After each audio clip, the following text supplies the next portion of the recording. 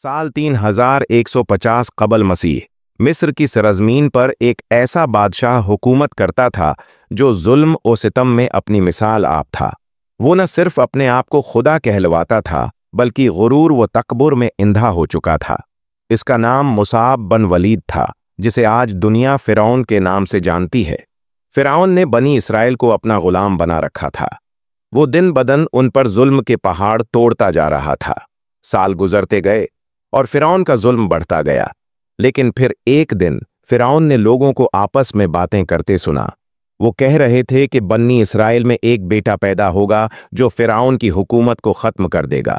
फिरौन ने पहले तो ये बातें ख्वाब या किताबों की पेश गोई समझकर नजरअंदाज कर दें, मगर एक रात खुद फिरौन ने एक ऐसा ख्वाब देखा जिसने उसकी नींदें उड़ा दें। ख्वाब में उसने देखा कि यरूशलेम से एक आग भड़क उठी है जो मिस्र के तमाम घरों को जला रही है, सिवाय बनी इसराइल के घरों के। खौफजदा होकर फिरौन जागा और उसने अपने तमाम जादूगरों और पुजारियों को तलब किया। उसने उन्हें ख्वाब सुनाया तो वो बोले, एक बेटा बनी इसराइल में पैदा होगा और तेरी हुकूमत को खत्म करेगा। ये सुनकर फिरौन ने एक भयानक हुक्म जारी किया, बनी इसराइल में जो भी बेटा पैदा हो उसे कत्ल कर दिया जाए। इस हुक्म के बाद जो भी लड़का बनी इसराइल में पैदा होता उसे बेदर्दी से मार दिया जाता। मगर कुछ उर्से बाद उसके मुशीरों ने उसे खबरदार किया, बनी इसराइल के बूढ़े मर रहे हैं और जवानों को तो हम पैदाइश पर ही मार देते हैं। यूं अगर यही सिलसिला रहा तो हमें गुलामी के लिए भी कोई न बचेगा। चनांचा एक नई पॉलिसी बनाई गई। एक साल पैदा होने वाले लड़कों को कत्ल किया जाए और अगले साल उनको जिंदा छोड़ दिया जाए। इसी दौरान जिस साल लड़कों को छोड़ने की इजाजत थी, हजरत हारून अलैहिस्सलाम की विलादत हुई, और अगले साल जब कत्ल का हुक्म था, इसी साल अल्लाह के नबी हजरत मूसी अलैहिस्सलाम पैदा हुए। मूसी अलैहिस्सलाम की वालदा सख्त खौफजदा थीं, लेकिन अल्लाह ने उनके दिल में अल्हाम फरमाया, अपने बच्चे को दूध पिलाओ, फिर जब खतरा महसूस करो तो उसे दरिया में डाल दो, और न खौफ करो न गम, हम उसे तुम्हें लौटाएंगे और नबियों में शामिल करेंगे। हजरत मूसी अलैहिस्सलाम की मां ने अल्लाह के हुक्म पर अमल किया। उन्होंने अपने मासूम बच्चे को एक टोकरी में रखा और दरियाए नील के किनारे छोड़ दिया। अल्लाह के हुक्म से वो टोकरी तीरती हुई फिरौन के महल के किनारे जा पहुंची। महल के मुलाजिमों ने टोकरी को उठाया और फिरौन की बीवी के पास ले गए। फिरौन की बीवी एक नेक दिल और रहम दिल औरत थी। जैसे ही उसने मूसी अलैहिस्सलाम को देखा, अल्लाह ने उनके दिल में बेपनाह मोहब्बत डाल दी। क्योंकि फिरौन की बीवी की अपनी कोई औलाद न थी, वो चाहती थी कि यह बच्चा इसका अपना हो।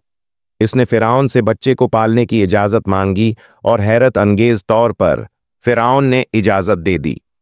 यूं हजरत मूसी अलैहिस्सलाम फिरौन के महल में परवान चढ़ने लगे। अल्लाह ने अपनी कुदरत का मज़ाहिरा करते हुए अपने नबी को जालिम के घर में महफूज पुनाह दी। मूसी अलैहिस्सलाम बड़े हुए। अल्लाह ने उन्हें इल्म, हिकमत और ताकत अता की। एक दिन मूसी अलैहिस्सलाम ने देखा कि एक मिस्री शख्स एक बनी इसराइली पर जुल्म कर रहा है।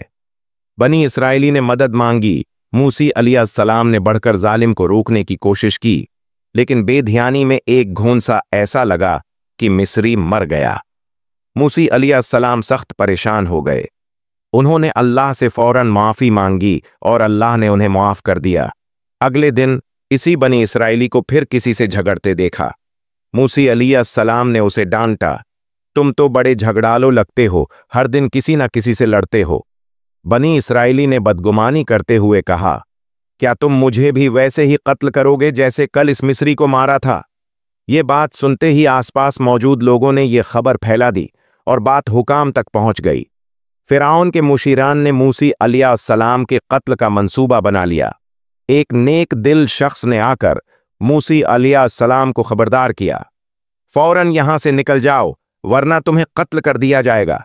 मूसी अलैहिस्सलाम बगैर किसी तैयारी के मिस्र से निकल गए। न ज़ाद राह था, न कपड़े और न कोई साथी, सिर्फ अल्लाह था उनके साथ। वो मदीन की तरफ रवाना हुए जो शाम और मिस्र के दरमियान वाक़ एक बस्ती थी। उन्होंने कई रातें सख्त थकन, भूख और प्यास में गुजारी और बलाखिर एक चश्मे पर पहुंचे जहां दो औरतें अपनी बकरियों को पानी पिला रही थीं। मूसी अलैहिस्सलाम ने देखा कि औरतें कमजोर थीं और चश्मे पर एक भारी पत्थर रखा था जो 10 आदमी मिलकर हटा सकते थे। मूसी अलैहिस्सलाम ने अल्लाह की अता करदा ताकत से अकेले पत्थर हटा दिया और औरतों की मदद की। औरतें खुश होकर घर गईं और अपने वालिद को ये वाकया सुनाया। उनके वालिद ने मूसी अलैहिस्सलाम को अपने घर बुलाया, जहां मूसी अलैहिस्सलाम ने अपनी पूरी कहानी बयान की। बूढ़े शख्स ने मूसी अलैहिस्सलाम को अपनी बेटी की शादी की पेशकश की, बशर्ते का वो 8 साल उनके साथ काम करें। मूसी अलैहिस्सलाम ने यह पेशकश कबूल की और 10 साल तक दियानतदारी से खिदमत की। ये 10 साल मूसी अलैहिस्सलाम की जिंदगी की तरबियत के साल थे। वो अल्लाह की कुदरत पर गौर करते, सूरज के तलुआ व गुरूब को देखते, रात के तारों को तकते और कायनात में अल्लाह की निशानियों पर तदब्बर करते। फिर एक दिन मूसी अलैहिस्सलाम ने फैसला किया कि अब वक्त आ गया है मिस्र वापस जाने का। उन्हें अपने भाई हारून और वालदा से मिलने की तड़प थी। मूसी अलैहिस्सलाम ने सफ़र शुरू किया, मगर उन्हें मालूम न था कि यह सफ़र उनकी पूरी जिंदगी बदल डालेगा। सफ़र के दौरान वो कुआ तौर पर पहुंचे। वहां उन्होंने एक आग जलती देखी। आग लेने के लिए जब वो करीब पहुंचे तो एक आवाज आई, ए मूसी, मैं अल्लाह हूं, सारे जहानों का रब।